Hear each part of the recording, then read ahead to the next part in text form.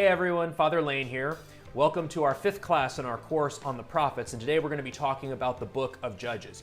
You can see we are at Boston's Fenway Park. I've got the green monster here behind me. I've been to Fenway a couple of times during the baseball season. I've also been to Boston in the off season. I was there on Election Day 2016.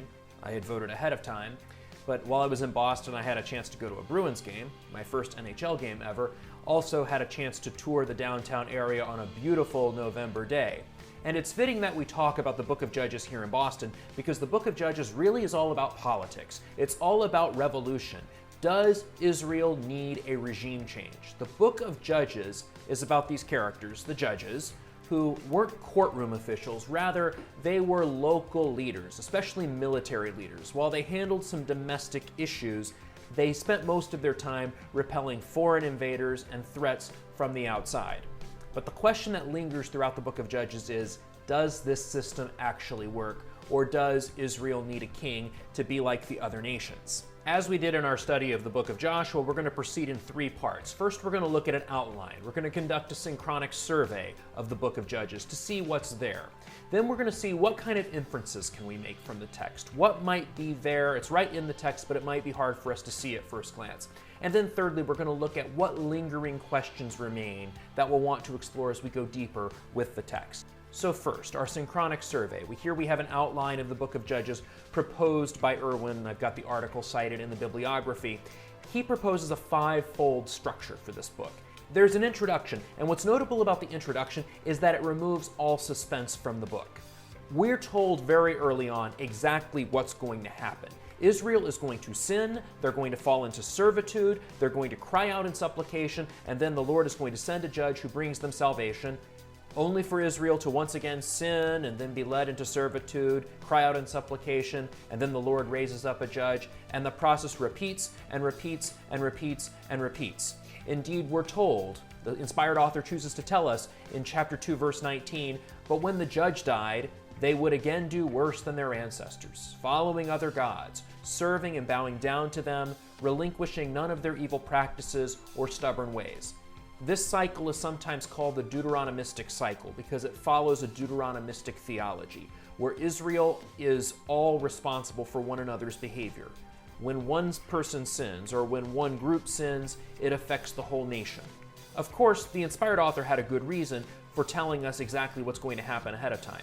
He's not interested in leaving us in suspense. Rather, he's interested in having us recognize the pattern as we hear about each judge bring about deliverance only for Israel to mess it up again and again and again.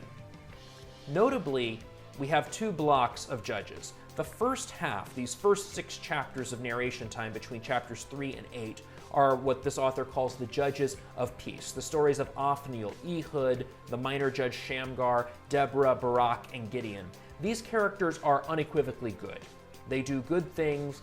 They don't have major moral liabilities. We're going to see, however, in the Judges of Decline, Jephthah and Samson, these 2 major judges, well-developed figures, they commit very obvious sins. Jephthah sacrifices his daughter. Samson, of course, gives in to Delilah, eventually is shamed. He will eventually destroy the Philistines when he dies, but Samson is a very, very flawed character. We also meet a number of minor judges in that block. All of this encircles the story of Abimelech, the son of Gideon, who becomes a king. And as we'll see later on, he's a warning of what bad things can happen with kings. The last bit of the book of Judges tells all about how Israel is falling nearly into civil war and how Israel needs a change. So this brings us to our second major question. What inferences can we make? And we can look at a few different things. First and foremost, we can look at the dramatis personae, the characters present in the narrative. All of these different judges. One of the things the book of Judges is most known for is that the names are symbolic. You see on your screen here a list of different judges with names and what they symbolize. Ehud comes from the Hebrew number 1. The same word, echad, that's number 1 in Hebrew. Ehud means loner. He's also, we read the story in Judges chapter 3, he's left-handed, which is very unusual in the ancient world. Deborah, of course, is a woman, but she is called a prophetess. In an era where there's not a lot of characters called prophets, it's very notable that Deborah is remembered as a prophetess. Her name is Honeybee. Just as a honeybee is ferocious in searching for pollen, So Deborah, this honeybee, is ferocious in routing the Canaanites when they're oppressing Israel. We also have Barak, which means lightning. Gideon is a hacker, literally a hacker. He goes by the other name Jerubbaal, which literally means let Baal sue, which of course is ironic because Baal lacks the capacity to sue. He can't actually speak. Some of that anti-idol polemic that we're going to see in the Psalms and later on in Isaiah, we see a little bit of that here in Judges. Abimelech, Av means father, that E means my father, Melech, king. My father is king. Abimelech is going to be the symbol of all the bad things that can happen with kings. And then my personal favorite is Samson. Comes from the Hebrew Shemish, which means sun. Sunshine. Alas, Samson is not particularly sunny. So we can make a lot of inferences from the characters. These characters are but instruments in the hands of God. Many of them have obvious flaws or are surprising heroes. Yet God uses them, so it points that military victory is God's. When Israel obeys the covenant, God gives them victory. When they disobey the covenant, they're left to the hands of the surrounding nations. So we can draw conclusions from the characters, also from repetitions. We have at the end of the book of Judges 4 different injunctions where we're reminded that there is no king in Israel. And indeed, as you can see on your screen, Judges 17:6 and the final verse of the book, Judges 21:25, are verbatim. In those days, there was no king in Israel. Everyone did what was right in their own eyes, with the emphasis being Israel needs leadership.